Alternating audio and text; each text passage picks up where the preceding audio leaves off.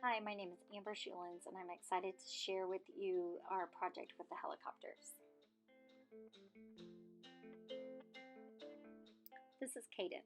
He's 9 years old and he is my son. I thought it'd be pretty fun to have him join in the project.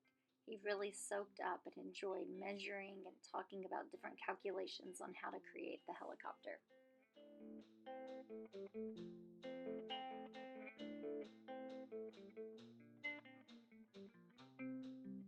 Our first variable we decided was to try the different materials. So we kept the helicopter the same size. We created one out of foil, one out of poster board, and one out of plain copy paper. We first were going to test the helicopters outside, but with the wind blowing, we figured that probably wouldn't be a good option and would change our variables. So we decided to just go back inside. These are the steps that we did for this investigation. The revisions we found were that the wind was blowing too much outside, therefore we did the project inside, and that if we bent the blades or the rotors up, kept them flat or down, this may affect the way that they flew. And finally, our results was that the foil helicopter flew the longest. It stayed in flight for an average of 2.54 seconds.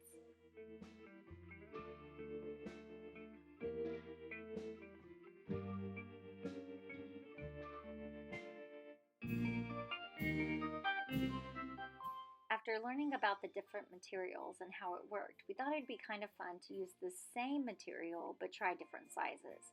So we doubled, tripled, and quadrupled the size to see if the size would change the effect of how the helicopter would fly.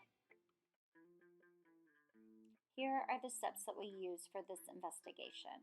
One of the revisions that we found was that when we quadrupled the helicopter, the rotors were too large and too heavy to catch any of the air, and Caden wanted to add some poster board to have them stand up, which made for a great conversation on how that would change another one of the variables, and we couldn't do that. So that was fun to kind of have that discussion with him. The results that we found from this investigation was that the double-size helicopter was actually the one that stayed in the air the longest with an average of 1.69 seconds. We also, again, found that the largest helicopter was too heavy to fly and would just fall straight down. So if we wanted to do that, we would have to revise the design. This is my dad. He loves engineering and science, and I knew he would be just the man to help Caden and me with this project. We've done all kinds of things like create foil boats and make towers out of straws. I knew this project would be right up his alley. Here are the official results from the size investigation. As you can see, the double was actually the most successful with 1.69 seconds.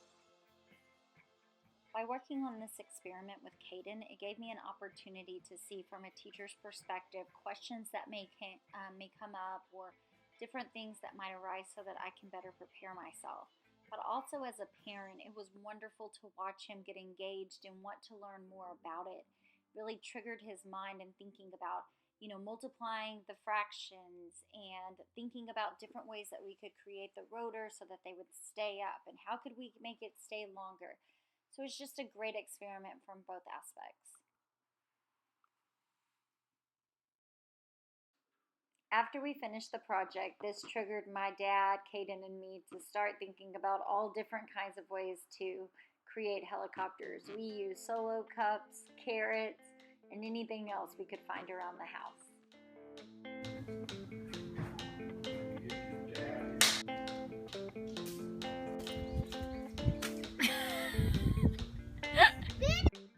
Overall, through this experiment, we learned several things. One, for us, the lighter the material, the longer a helicopter would stay in flight.